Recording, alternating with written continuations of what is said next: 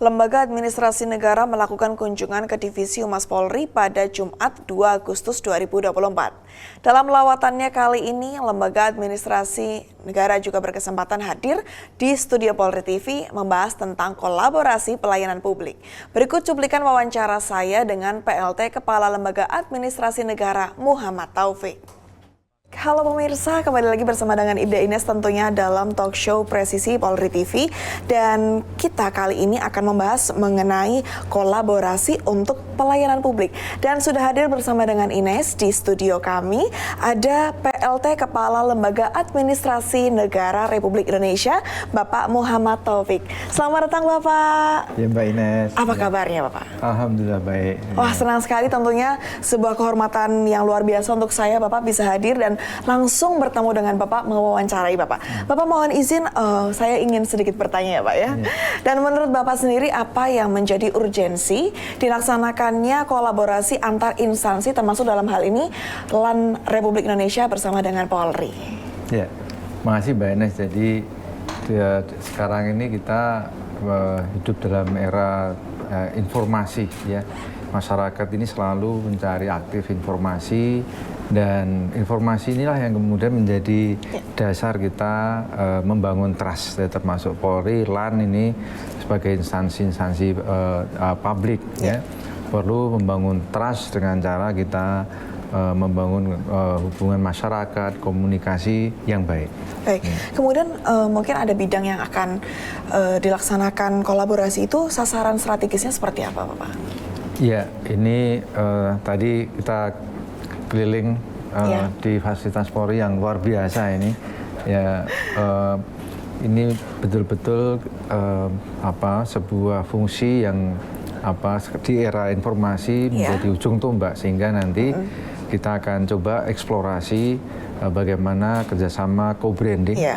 Yang kedua adalah bagaimana nanti kawan-kawan LAN bisa ikut mengembangkan kapasitas di dalam kehumasan, di dalam pemberitaan, dan di dalam upaya kita memperkuat branding dari layanan-layanan yang dilakukan oleh lembaga administrasi negara melalui tadi yang saya dengar adalah ada konsep multi channel ya mungkin ya Mbak ya, tadi ada lewat TV, radio, ada melalui media mainstream, media online dan sebagainya.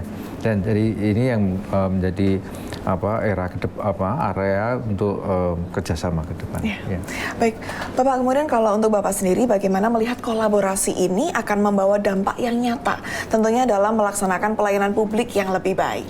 Ya, jadi saya sampaikan tadi bahwa Polri, LAN adalah organisasi publik, organisasi pemerintah, organisasi pemerintah, dan Polri ini punya tanggung jawab bagaimana kita membangun hubungan yang baik pada masyarakat di era sekarang kita sebut era konsumerisme. Misalnya konsumerisme tadi masyarakat selalu menuntut layanan yang baik dan informasi yang baik ya, dan juga ini sebagai bentuk kita membangun kolaborasi ya ke depan antara baik Polri, LAN dan juga dengan stakeholder kita ya dengan tadi kerjasama ini.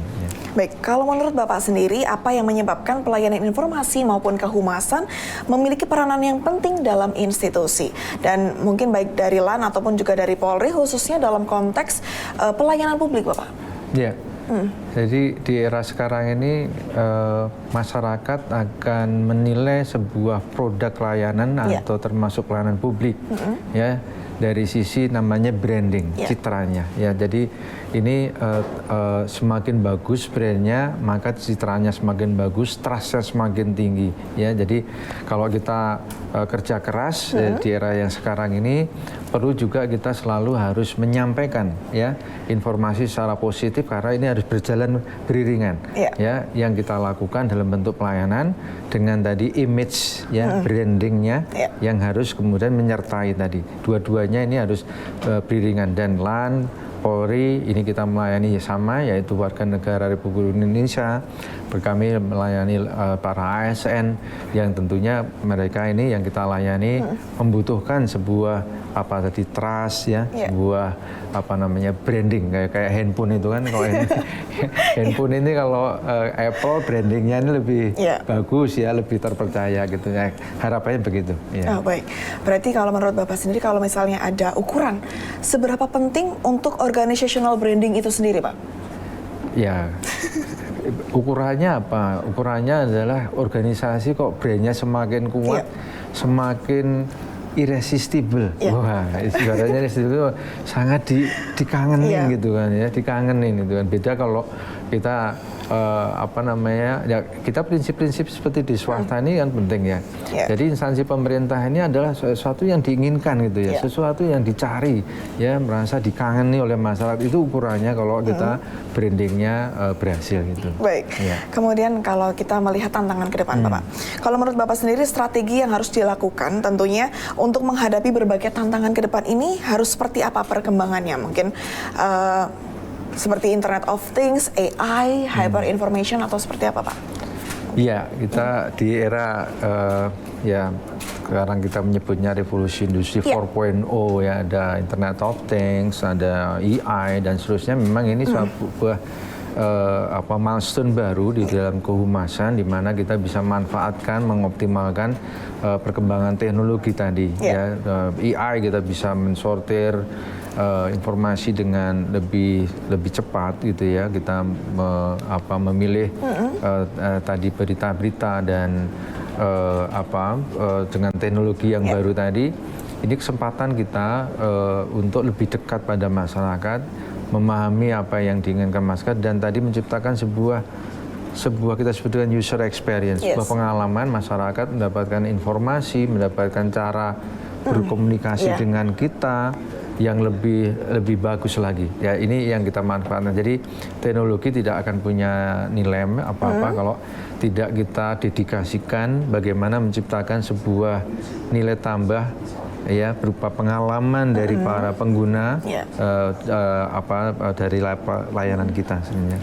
Baik, terima kasih Bapak untuk kesempatan telah hadir di talk show Presisi kami, dan tentunya kami menantikan kehadiran Bapak dan semoga apa yang menjadi harapan kita bersama bisa segera terwujud, Bapak. Amin. Dan pemirsa, kita pamit undur diri. Terima kasih untuk kebersamaannya dan salam presisi.